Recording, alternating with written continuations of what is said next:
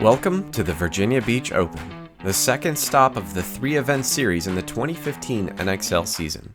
Some teams will look to maintain their title as champions, while others look to redeem themselves during the next 3 days of tournament play.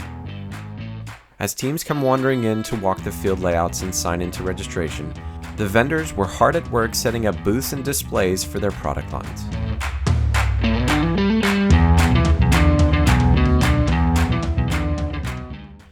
The venue held a practice in which a handful of professional teams would take part of a team scrimmage, facing off against one another while dialing in for their competition, working on last-minute adjustments and going over their team strategies. Divisional teams were also in attendance, taking notes from the pro scrimmage, looking to pick up a few tips that they could use over the next 3 days of tournament play. Players and spectators watched on as two of the highly favored teams and the Great Lakes Open finalists, Edmonton Impact and San Antonio X Factor, took the practice field. A handful of other professional teams were also in attendance, grinding it out as the start of the second NXL event quickly approached. A new tournament, new venue. It's perfect paintball weather, hot and sweltering, humid. People keep talking, and I'm asking, even Bard, either other pros.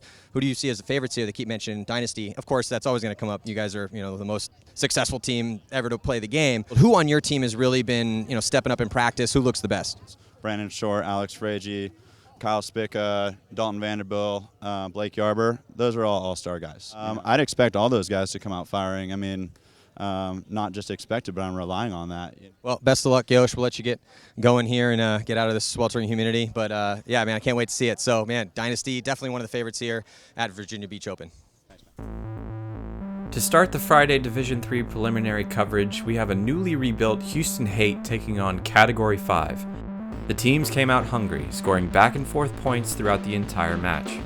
With 1 minute and 22 seconds remaining, Hate would make an attempt to tie the game but would come up short as the time expires, handing Category 5 the win as both teams would end the day 1-1. I'm Dan Smith, play for Category 5 out of New England, played Houston 8. They're a really good team, they stayed back, kind of pushed. We knew they were going to stay back, so we really pushed on them and just got down the field, shot them out of their bunkers, and we ended up able to take a 2-1.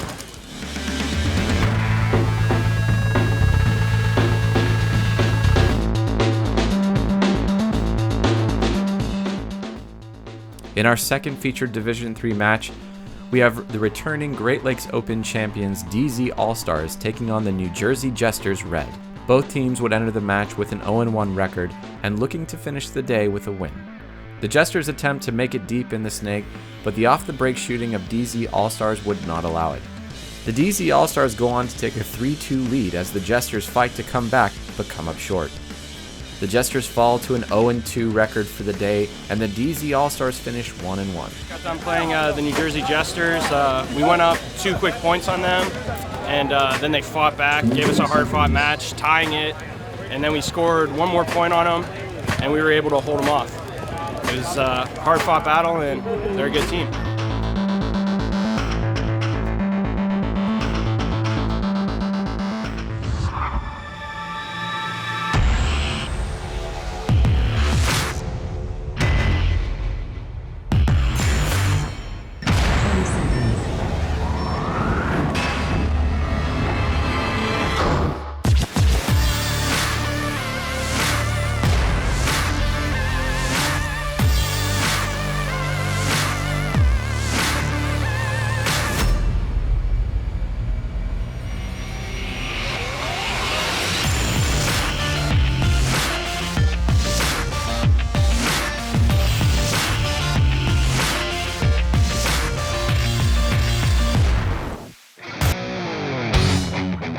Next up, we have the first Friday Division II preliminary matchup featuring Raleigh Bloodhounds facing off against PC Katana. Both teams took turns trading out points in another close grinder of a match. PC Katana would continue to try to use the snake to their advantage, but would come up short. Heyman Chapman of the Bloodhound runs down the last player of PC Katana to take the 7-4 victory. Came out real strong this first match. Won, I believe, 7-3, 6-3, something like that. Back center guys are really playing good. Shooting the paint, put in a lot of hard work over the past few weeks on and off. Dorito side played real strong. Came out, won the first one against Panama City Katana. Great guys from Florida. Just trying to keep this momentum going and keep on rolling. Get back to you.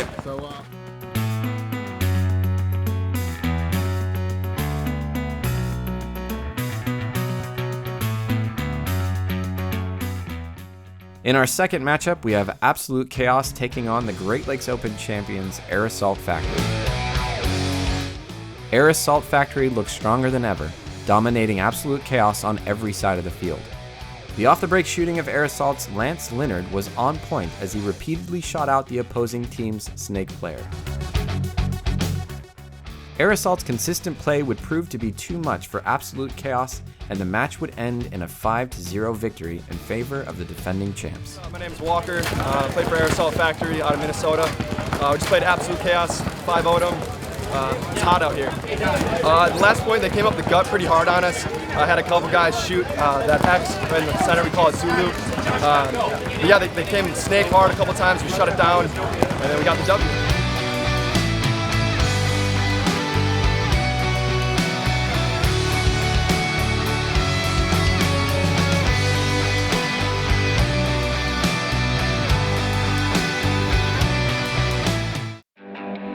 The first pro match of the tournament featuring the returning champs Edmonton Impact facing off against Upton 187 crew. On the breakout here, Impact and 187 staying in the pocket. Edmonton Impact started off the match as usual, shooting players off the break and closing out points in perfect form. 187, however, is no joke. The 2015 roster seems to have a well-rounded team that is on the very edge of taking home a pro victory. The second point comes down to a one-on-one after Thomas Bantoni makes a great move down the snake side. He battles Nick Laval and is able to land a shot, which gives 187 the point. After an awesome rundown of Zach Yakimak, what a standout performance there by Thomas Bantoni. This brings the match to a 1-1 tie. As the third point starts, Edmonton Impact receives a penalty. Cornell had a lot of problems with penalties. So Impact, just Dave Baines there in the back center now. Dave Baines is forced to fill out wide, trying to hold off the 187 players. Here comes Big Dave Baines, tries to make that same run that we saw in the last one and gets a major penalty. He attempts to run down the snake and draws another penalty. 187 finds momentum as they win the next 2 consecutive points against Impact. Impact would eventually slow down 187 crew, taking the next 2 points and bringing the game to a 3-3 tie. The beautiful move, well executed by Rainey Stanzik. Keith Brown has an explosive game and makes his way down to the 187 Snake 1. He shoots the last player and Impact takes back the lead 4-3. Hey guys, I was just in 187's pit. It is really tense in there right now. They said that they're just making those little mistakes. During that last point, there was a miscommunication. They thought that their coach was going to call a timeout. Obviously, that didn't happen. A gun was down, so they feel like they're making these little mistakes and not being professional as they should to beat a team like Impact. We'll see if they can get it together, though. Back to you. Impact's Justin Cornell receives a major penalty, which allows 187 to score a quick point, tying the game 4-4. There, and here Nick Sloviak moving up to the 50-yard line, snake, and I think we might have, and the towel's going to be thrown in. So 187 mistakenly sends 2 players to the snake at the same time, but is able to eliminate Rainey Stanzak attempting to match them in the snake. Impact runs down the rest of the 187 players and scores the point, bringing the match to a 5-4 lead. Yeah, so Impact able to score that point with less than a minute left. 187 blowing the horn. They know they're going to have to come with a really aggressive game plan here. With 30 seconds remaining, 187 breaks out deep with a last-ditch effort to stay in the match. Get in there. Here comes the charge for 187. Referee going to run over and pull a penalty on one of their players. That's going to be a major. Impact losing 2 bodies. Yeah, that's probably going to seal the deal here. The Impact was losing those bodies.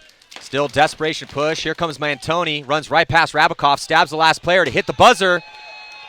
And Thomas Mantoni looks like he got it. Thomas Mantoni, this is his game out here. My God, this time, and has single-handedly handled business over here. So you can see the replay here. Thomas Mantoni with a desperation last-second run up the center, just completely committing, has no choice but to push forward into the guns and off that chaos. Even his team got a major penalty, but Thomas Mantoni finds a way to make it work. The overtime point was devastating for 187 crew. losing 2 bodies immediately off the break, giving Impact a huge advantage with all their bodies alive. Zach Yakimek and Justin Cornell pushing down here, snake side of the field, bodies dropping at a major penalty on 187, and that is going to be the nail in the coffin here for them in this matchup. So 187 would lose a hard-fought match against the defending champs, but looking strong as they prepare for the next matchup against Baltimore Revo. After a close game, Impact looks to fine-tune their game heading into their match against Boom. That's coming at you. This game right here, going to be a great one. Longtime rivals Tampa Bay Damage, San Diego Dynasty about to throw down. Damage in the red and black, Dynasty always in blue. Who's going to take this one? I don't know, Todd, what do you think? I don't know, man. Both of these teams, I believe, really understand how to play this field. I think we're going to see a game, just like Houston Heat. It's going to come down, with X Factor. It's going to come down to who's hitting who on the break, but just like that, Daniel Holiday gets 2 shots in the goggles on his way to the snake on the break. Probst dives in. He's going to look for that shot on the Dorito 2. Looks like Aeros filled over. Going to the Dorito 3. And he's going to get picked up. So nice work by Timmy Probst over here. Got a couple kills on the break and then takes out A-Rod to finish it off. Might have been a 4-pack there. Yeah, maybe. And then Jason Edwards is going to hit that buzzer. So first point goes to Damage. In the second point, we saw both teams with heavy guns up the middle, and each sent a runner to their Dorito side. Daniel Holiday would get good position in the snake and try to contain Dynasty. Green shooting towards that D side of the field. Dynasty, 3 bodies in that center. Lining up his shot and putting the pinch on Marcelo. Well, it looks like Dynasty's having the same problem X Factor was having, Todd. Getting guys shot off the break here, snake side, and then not getting any offense going on. Yeah. Tied at 1, Damage would go 5 guns up shooting off the break, but were still unable to contain Dynasty on either side. Dominating the Dorito side, Alex Rodriguez is able to make his way down the tape as Kyle Spica puts up heavy pressure on the snake. That back center to fill all the way over to the Dorito side, find Holiday in the snake and get a good shot in. So he's going to get a key kill on this game. So see if Spica can close it out here in the snake. You got A-Rod on your screen there. Well, the guys left alive for Damage, worried about Kyle Spica on their side of the field. That's going to make things a lot easier for A-Rod cross field. Absolutely. And Spica hoping to, there he goes. So A-Rod is now going to run down the last player. So great work by Alex Rodriguez, who struggled for Dynasty at the last event. Didn't have the event he wanted to have. Now up 2-1, Dynasty would take their first lead of the match and begin to gain their momentum.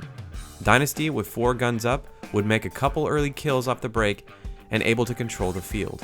Damage is forced to concede the point, and Dynasty is able to maintain their momentum to extend their lead to 2. Spot in the snake. Still a body over here on the snake side, but Damage, looks like Damage is going to concede that point because Dalton Vanderbilt was at the 5th-yard line on the D side, and with only 2 players left alive and not enough kills of their own, it's 2-on-4. After adjusting their breakout, Dynasty loses a few players early, but Blake Yarber is still able to get great field position on the Dorito side, putting pressure on the Damage players. After a bold move down the tape, Yarber is eliminated by Jason Edwards, and Damage is able to close out the game, bringing them within 1. Behind his gun right now. He's actually going to pick up Blake Yarger through the grab. What a great move by Jason Edwards to go into that center can and play the opposite side of it. You can see on the screen there, he knew Kyle Spica was in the snake, and he decided, I'm just going to play the side of the can instead of the middle of it. It's going to be 3-2, but their captain, Jason Edwards, the man that saved the team in the offseason, stepping up here. Damage's Paul Everett makes a strong effort on the snake side, looking to tie the game. So Yosh wasn't able to make it out there. That leaves just Marcelo Margot. Looking at a ton of bodies, and the time tick off, because this is going to tie the match with probably around 2:25-ish. With both teams wanting to start the tournament with a win, the match comes down to a crucial overtime point. On your screen, you saw A-Rod shooting Snake Way. I was able to get that shot in on, I think, Cortez going out to Snake Corner. Excuse me, that was Kyle Spica. So great shot by Kyle Spica. Well, hey, all of a sudden, Kyle Spica holding it down from the back center bunker, Todd. Yeah, right. Kyle Spica actually ran out and then shot his shot from the blind spot and then ran back to the back center. Hey, he's holding him up, but it's working. Hey, Real well. As long as it works, that's the most important thing. It was a little scary seeing the conservative breakout for Dynasty, because we hadn't really seen that be effective, but they're making it work right now against Damage, who definitely can play that game too. It's Damage. Oh, and there goes Probst getting shot in the goggles after he filled out to the snake side here. Alex Rodriguez running through the middle of the field. Stays alive, and there's just 1 player left alive, and Jason Edwards is going to get tapped out by, I think, 3 different guys. Never thought I'd be saying it, but Kyle Spica handling and holding down the backfield for San Diego Dynasty. Impressive. I think it's going to start raining frogs here pretty soon. Everything you see at the tournament is just the surface. What you don't see is the sacrifice. All the lost friends, angry girlfriends, and missed work. We pour every ounce of grit, determination, and energy that we have into this game every week leading up to the event. We drill, scrimmage, and we travel all over the globe just to chase the thrill of winning the next tournament. But there's a fine line between winning and second place, and that's why we choose GI Sports.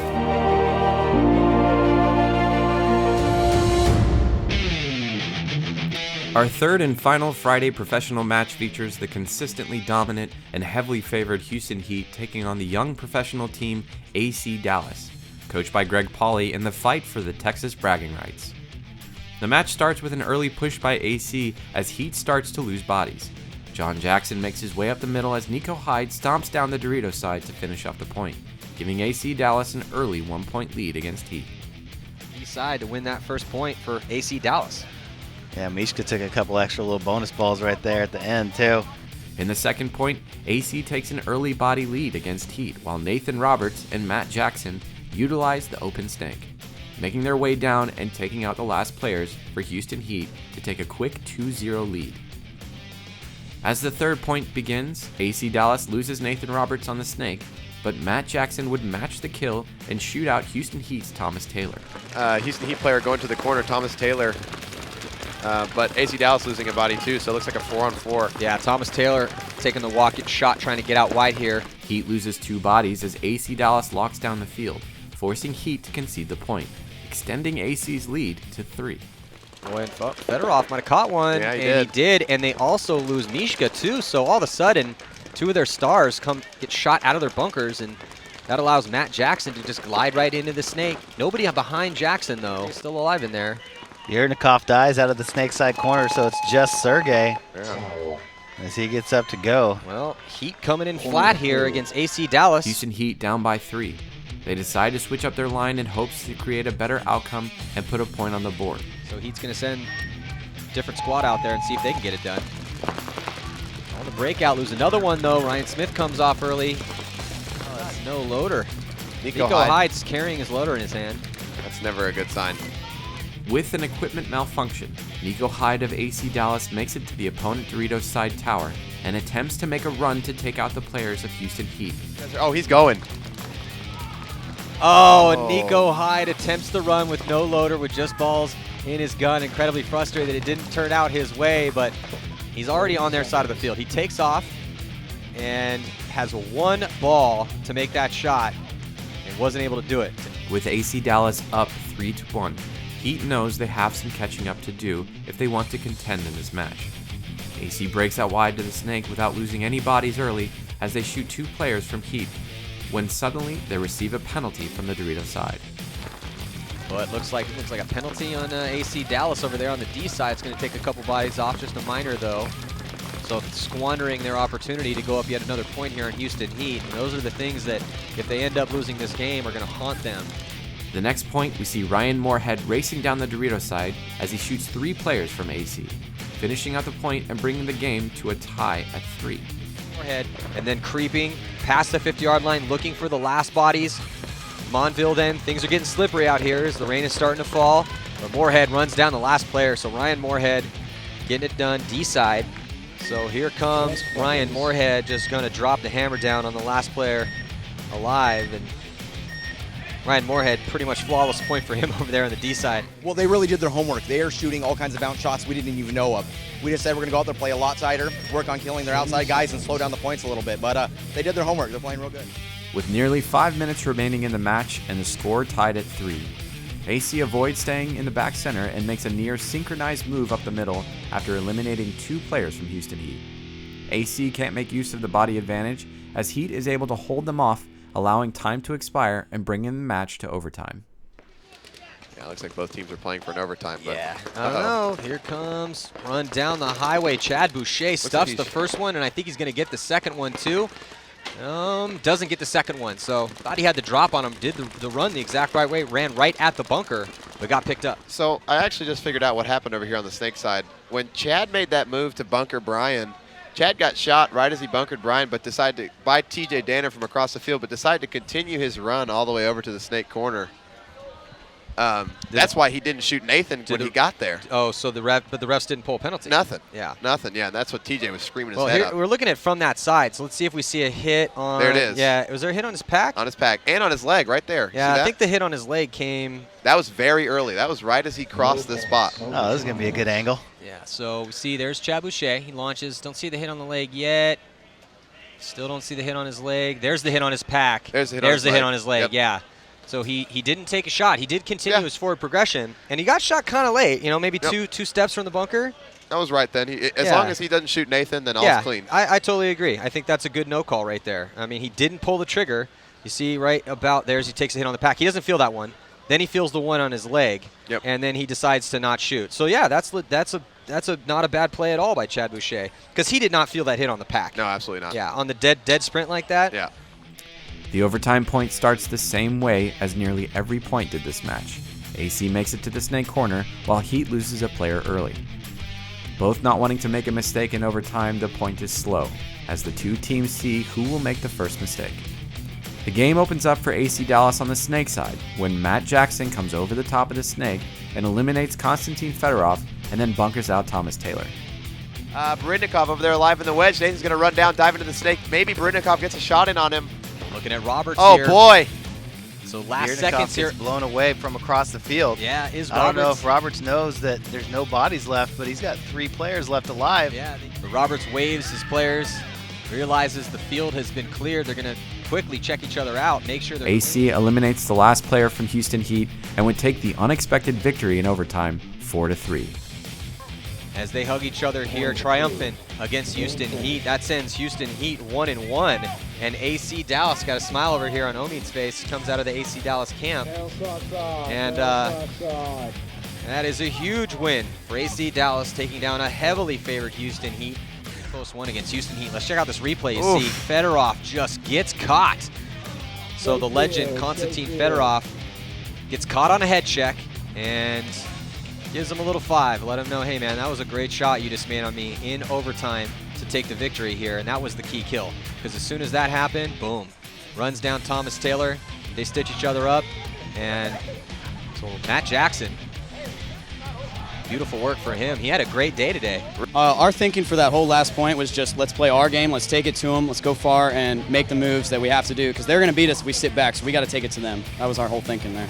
Well, it did get down to 60 seconds, and we thought maybe no one would get that point, but you had a clutch move where you ran down the snake and you got some really major kills. What was your thinking at that moment? How did you know that was the time for you to run?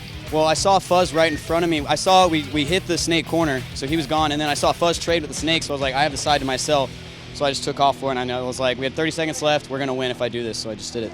I was talking to Thomas Taylor about you guys because I think you surprised a lot of people being able to beat such a top team, and they said it seemed like you really did your homework. You guys knew those bounce shots. Did you practice those bounce shots a lot coming into this weekend? Oh yeah, every practice we'll go over and we'll try new shots every time. We'll learn a new shot basically every practice off different bunkers into other bunkers, so it's good for us. Congratulations, AC Dallas wanted that win, and they went undefeated today on day 1. Great job. At the end of our Friday preliminary matches, we look at our top 4 seeds for each of our featured divisions as they head into Saturday. In Division 3, we have NC Explicit in the top spot, followed by Colorado Blitz, New World Order, and Ralph Boys. In Division 2, Revo 3 would hold the top spot after Friday's play, followed by Aeros Factory, Nasty, and the Raleigh Bloodhounds. And to wrap up our Friday preliminary top seeds of the professional division, we have Edmonton Impact in first, Moscow Red Legion, San Diego Dynasty, and AC Dallas. Make sure to stay tuned for episode 2 of the NXL Web Series as we take a look at Saturday's competition and the end of the prelims, which sets the stage for Sunday's battle.